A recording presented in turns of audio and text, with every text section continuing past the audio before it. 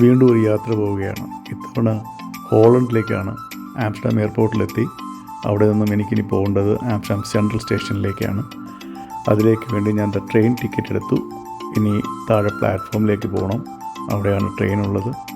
നേരെ Amsterdam central പോയിട്ട് അവിടെ നിന്നും ടാക്സിയോ മറ്റ് ട്രാമോ മറ്റോ എടുത്ത് വേണം എനിക്കെൻ്റെ ഹോട്ടലിലേക്ക് പോകാനായിട്ട്. താഴെ കുറേ യാത്രക്കാർ മറ്റ് ട്രെയിനുകൾക്ക് വേണ്ടി വെയിറ്റ് ചെയ്യുന്നത് കാണാം. ഞാൻ എൻ്റെ ട്രെയിൻ നോക്കി സമയം 3:21. ഞാൻ പോകാനുള്ള ട്രെയിൻ എത്തിയിട്ടുണ്ട്.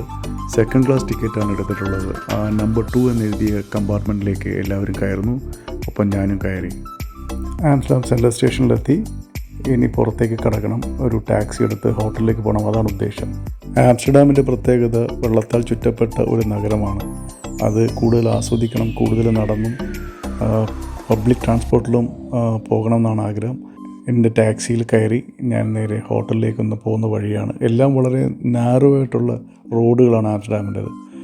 ഇവിടെ ഏറ്റവും നല്ലത് പബ്ലിക് ട്രാൻസ്പോർട്ട് ഉപയോഗിക്കുക എന്നുള്ളതായിരുന്നു.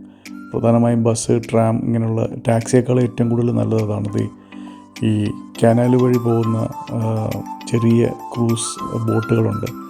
അതിലൊക്കെ ട്രാൻസ്ഫർ ചെയ്യുന്നതായിരിക്കും ഏറ്റവും കൂടുതൽ ഈ ആംസ്റ്റർഡാമിനെ സംബന്ധിച്ചിടത്തോളം എളുപ്പമാവുക.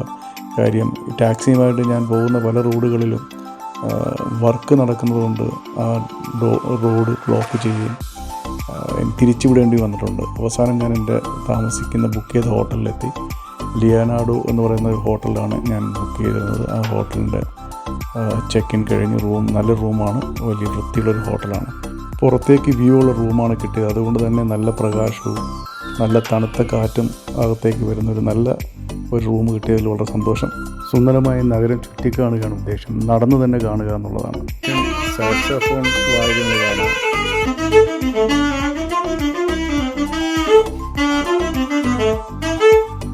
ഒരു കനാൽ ക്രൂസ് ചെയ്യുകയാണ് അടുത്ത ലക്ഷ്യം.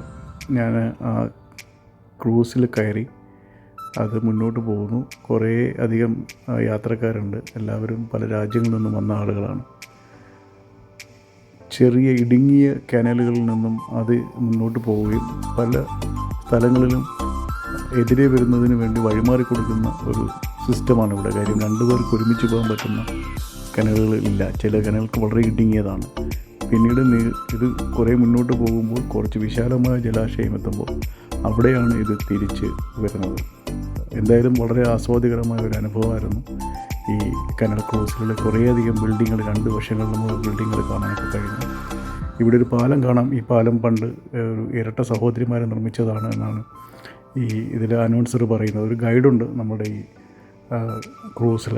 ഒരു ചെറിയ പയ്യനാണ്. അയാൾ ഇതിനെക്കുറിച്ചെല്ലാം വിശദമായി നമുക്ക് നൽകി. ഇന്നത്തെ പരിപാടി കഴിഞ്ഞു. ക്രൂസ് തിരിച്ച് എത്തുകയാണ്. ഞാൻ റൂമിലേക്ക് മടങ്ങുകയാണ്.